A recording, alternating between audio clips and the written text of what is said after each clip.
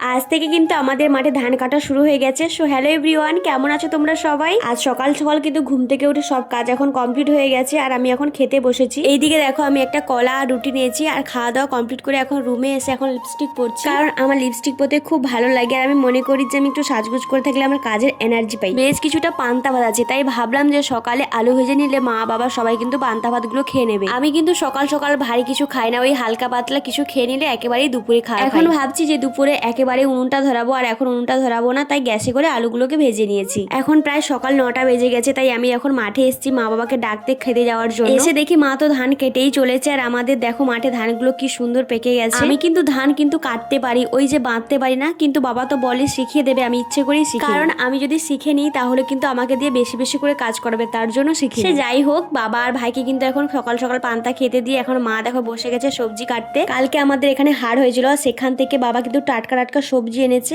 আজকে কিন্তু আমাদের বাড়িতে নিরামিষ রান্না হবে, কারণ আমাদের সোমবার করে নিরামিষ খাওয়া হয়। আর আমি তো উনুন জ্বালিয়ে ভাতটা বসিয়ে দিয়েছি, আর এদিকে আমার মার কিন্তু সবজি কাটা কমপ্লিট। আজ আমাদের বাড়িতে রান্না হবে শুক্তো আর ফুলকপি দিয়ে নিরামিষ বড়ির ঝোল। আজকে রান্নাটা কিন্তু মা করবে। এখন দেখো মার কিন্তু সব রান্না কমপ্লিট হয়ে গেছে। আজকের মতো ভিডিওটা তাহলে এখানে শেষ করছি। সবাই ভালো থাকবে, টাটা।